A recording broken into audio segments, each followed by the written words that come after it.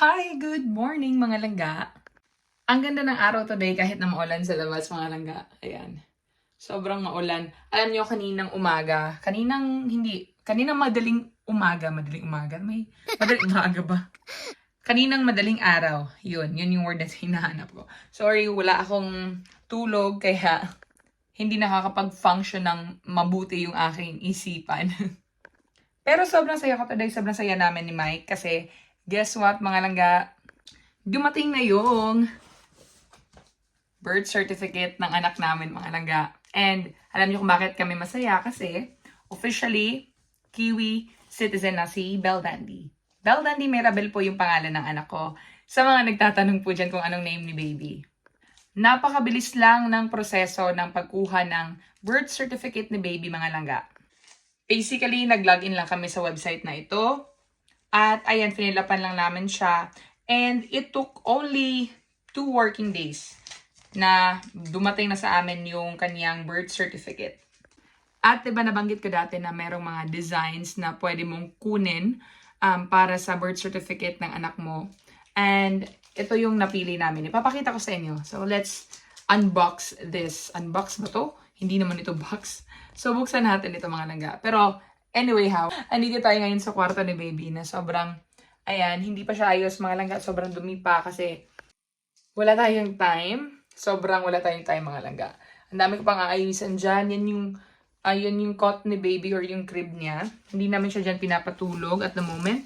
Doon siya natutulog sa bassinet niya. Katabi namin doon sa kwarto. Grabe, ang haggard ko ng mga langga. Oh. Well, anyway, let's open this. Okay, so ito yung itsura niya mga langga. If nakikita niyo, meron akong binder ngayon. Yes, nagsusuot na po ako ng binder. Ayan, hindi siya ina-advise dito sa midwife namin. Pero, kailangan ko talaga siya para sa support ng back ko. Kasi, hindi ako paglakad ng straight. Pero, since nagsusuot ako ng ganito, medyo naayos na yung paglalakad ko mga langga. And ayoko naman na mag-heal yung sugat ko. Pero, yung posture ko is super bad. Like, kapag naglalakad ako mga langga, nung wala pa akong binder, ganito ako maglakad. Ganyan.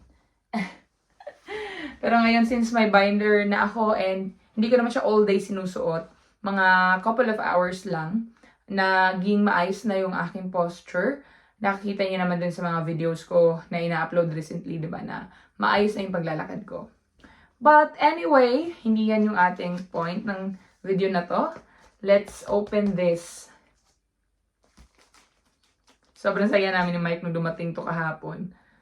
As in, hindi namin in-expect na ganun kabilis yung service nila. Kaya, sobrang ayos. And, yep, let's open this.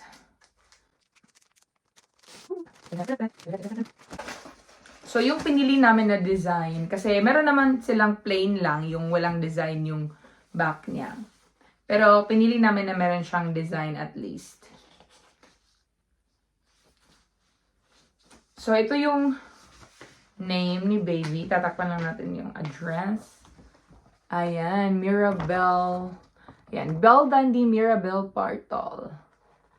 So, yan po yung name ni baby, mga langga. So, yung birth certificate ni baby ay ganito yung itsura.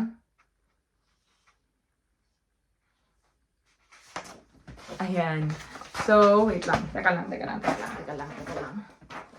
So, ganyan yung birth certificate, mga langga. Itsura ng birth certificate ng mga tao dito sa New Zealand. Pero hindi automatically na ganito talaga yung design na. Kasi, yun na nga na-mention ko na meron silang mga options na binibigay sa inyo kung ano yung designs na gusto mo. At mas mahal yung may design. Yung plain, mas mura siya. So, ayan. Tapos nito, nagkuha kami ng passport ni baby. So, hindi siya rush. And it will take 5 weeks bago dumating.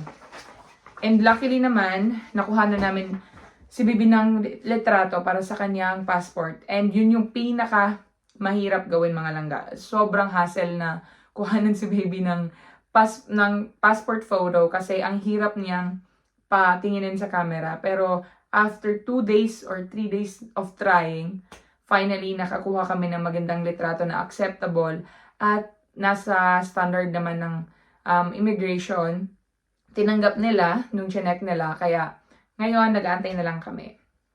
So, yung binayaran pala namin. So, para dito sa birth certificate ni baby, yung binayaran namin ay $35. So, magkano na yan sa Philippines? Just a little over 1,000 pesos mga langga. Ayan. And para naman sa passport, yung binayaran namin is 120 New Zealand dollars. So, kayo na bahala mag-compute mga langga. Hindi nakakapag-function yung utak ko ngayon. Pero yeah, 120 New Zealand dollars para sa passport. Hindi yan rush.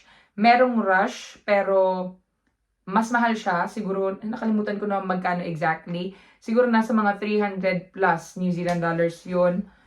And 1 to 3 days lang siya. So, yun. And hindi naman tayo nagmamadali. Kaya 5 weeks is okay. Okay lang siya. Pero yun lang yung inaantay natin para kay baby. Pero officially, Kiwi citizen na si baby mga langga. And i-applyan namin siya ng dual citizenship. Later on, kapag malaki-laki na siya, hindi na, yun bang less hassle na ba para sa kanya, nadali namin doon para mag-take lang photo and stuff like that. Pero naunahan pa kami ni baby mga langga. Naunahan niya kaming maging citizen dito sa New Zealand. Siya kasi, citizen siya dahil residente kami ng asawa ko. So, kung isa sa inyo, yung isa sa parents, excuse me, kung isa sa parents ay resident dito sa New Zealand, automatically, yung anak mo ay magiging, yes, you guessed it right, New Zealand citizen. Yep. So, ayun. May nagbigay sa akin ng, hindi sa akin, may nagbigay kay baby ng regalo mga langga. So, yung isang tao na kinukuha ni Steve dito sa farm, para mag-inseminate ng mga baka dati. So, naging kaibigan na rin namin siya. Dinalhan niya ako dinalhan niya si baby kanina ng regalo, ayan. And bubuksan natin kung ano yung regalo na dinalhan niya. So, dalawa yung regalo na binigay niya, ito. Tsaka itong box, ayan. And then, meron din siyang letter na binigay. Pinuksan na namin yung letter kanina. And, ano lang naman yung laman? Congratulatory sa baby. Teka, basahin ko. Congratulations on the arrival of your precious little baby girl. You must be super proud and happy that she has finally arrived into the world. So, ayun. Galing siya kay Corina. And yeah, let's open the gift. So, unahin natin itong maliit. Saan siya na kasi lighting ko mga langga, ha? Pangit ang lighting ko. Yellow na kasi yung kulay ng ilaw dito sa kwarto ni baby. Pinalitan namin. Pero gusto namin yung puti. Maghanap kami ng pamalit dyan. Ano ito yun bang nako-connect mo sa phone. Tapos na-adjust mo yung lighting from your phone. So this is, ang cute naman ito. This is a toy. Hey! Ayan. Ang cute. Squeeze me. may ano pala siya. Tunog. Alright, so next one is itong malaking box. Alam niyo, hindi na naman niya kailangan magbigay ng regalo eh. But she's really nice. Nag-abala talaga siya para bigyan kami ng gift. Alright, let's open this. Galing siya palagay sa The Linen Taupo. Ayan. The Linen Taupo. Yun niya binili. Thank you so much, Corina.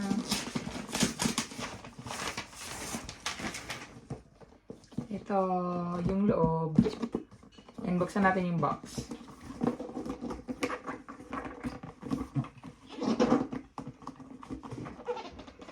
Ay, another toy.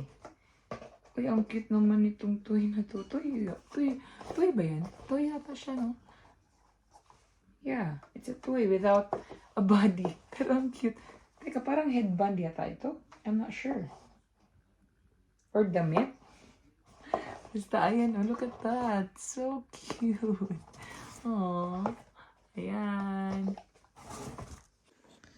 So, ayan yung itsura ng gift, mga langga. Hindi ko alam kung paano laruin or paano itong isa. Kasi tingnan nyo guys. Tingnan nyo. Wala siyang paa. Ulo lang siya. And damit. Ayan. Cute. Ito naman yung isa. Cute. So mga langga, gabi na, magdi-dinner na sana kami. And nakalimutan ko na sabihin sa inyo na para sa mga hindi nakakaalam, no, today yung simula ng daylight saving dito sa New Zealand. Kaya naman, ngayon pa lang, ayan, nakikita niyo na maliwanag pa siya kahit na 7:30 PM na. So, ayan, sobrang liwanag pa dito sa labas. Pero, yeah, gabi na siya mga langga. So, habang papalapit na yung summer, mas lalo pa siyang nagiging maliwanag paggabi. So, matagal yung sunset namin, kumbaga. Aabot siya ng mga 9:30 PM, tsaka palang didilim dito sa area namin. So, ayan. As you can see, sobrang liwanag pa rin. Teka, baliktarin ko yung camera. Anyway, yun lang mga langga.